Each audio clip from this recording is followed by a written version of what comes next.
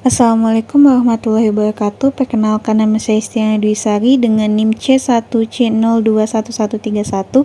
Di sini saya akan memaparkan materi latar belakang dan permasalahan penelitian sebagai tugas dari mata kuliah Metodologi Penelitian. Yang pertama ada pengertian latar belakang. Latar belakang adalah informasi yang tersusun secara sistematis dalam suatu hubungan fenomena yang menarik dan isu-isu problematis untuk dikaji. Latar belakang untuk menjelaskan alasan mengapa masalah itu ada. Penelitian yang akan diselidiki dari latar belakang masalah dapat diketahui alasan dan apa hal yang ingin dicapai oleh peneliti. Selanjutnya ada perolehan latar belakang. Latar belakang dapat diperoleh berdasarkan 4 hal berikut ini. Yang pertama observasi, yang kedua wawancara, yang ketiga pengalaman, dan yang keempat penelitian sebelumnya.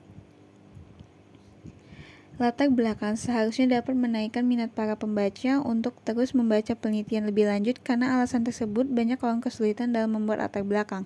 Latar belakang sebaiknya dituliskan secara ringkas, tidak terlalu panjang, pendek, dan tidak bertele-tele. Peran latar belakang dalam penelitian. Yang pertama, untuk menjelaskan alasan tentang pentingnya dilakukan penelitian yang akan dilakukan, baik ditinjau dari sudut teoritis maupun praktis. Yang kedua, memberi penjelasan kepada pembaca tentang kondisi objek penelitian yang akan diteliti, situasi keadaan dari masalah yang sedang diteliti, yang pada intinya merupakan pengantar pada masalah yang akan diteliti. Yang ketiga, latar belakang memberikan suatu pemikiran yang memudahkan peneliti untuk mensistematiskan suatu masalah yang untuk dipecahkan. Hal-hal yang terdapat dalam latar belakang ada 6. Yang pertama, faktor yang menjadi perhatian peneliti untuk dijadikan suatu latar belakang. Yang kedua, informasi kasus. Yang ketiga, tonggak problematik yang berisi berbagai persoalan yang akan dijawab dalam pembahasan penelitian. Yang keempat, data atau fakta yang dapat menjadi acuan. Yang kelima, adanya pemberian analisis terhadap permasalahan yang dibahas. Yang keenam, alasan mengapa masalah tersebut harus diteliti.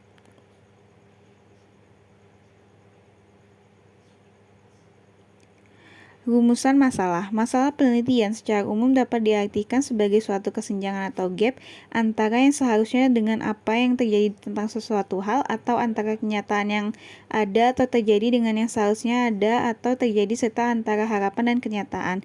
Rumusan masalah penelitian harus konsisten dengan ilustrasi yang dikemukakan pada bagian latar belakang.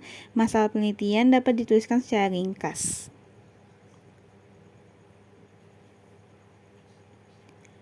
Rumusan masalah. Permasalahan penelitian sendiri dapat muncul dari 5 hal berikut ini. Yang pertama, pengalaman, dedukasi dan teori. Yang ketiga, keadaan sosial politik. Yang keempat, kehidupan sehari-hari. Dan yang kelima, kebutuhan diri sendiri. Kalimat yang digunakan dalam penulisan rumusan masalah hendaknya berupa kalimat tanya yang tegas dan jelas untuk menambah ketajaman masalah. Pertanyaan dalam rumusan masalah ini nantinya menjadi panduan peneliti dalam melakukan kegiatan penelitian guna menjawab pertanyaan penelitian yang dijelaskan dalam kalimat eksplisit sebagai tujuan penelitian. Terdapat beberapa kriteria umum yang harus dipertimbangkan oleh seorang peneliti, yaitu 1. Masalah yang akan diteliti tersebut harus memiliki implikasi teoritis ataupun implikasi praktik. Yang kedua, masalah yang diteliti menarik bagi peneliti sesuai dengan bidang ilmu yang dimilikinya. Perumusan masalah dilakukan guna beberapa tujuan yang dijabarkan sebagai berikut. Yang pertama, mencari sesuatu dalam rangka pemuasan akademis seseorang. 2. Sebagai petunjuk dalam penulisan penelitian. Yang ketiga, memuaskan perhatian serta keingintahuan seseorang akan hal yang baru. Yang keempat, meletakkan dasar untuk memecahkan beberapa penemuan penelitian. Yang kelima, memenuhi keinginan sosial. Yang keenam, menyediakan sesuatu yang bermanfaat.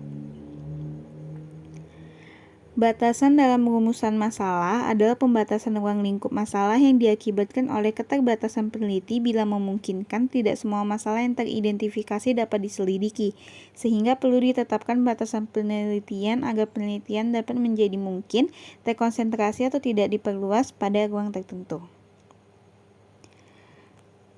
Sekian presentasi dari saya. Maaf bila ada salah kata ataupun salah penyampaian. Wassalamualaikum warahmatullahi wabarakatuh.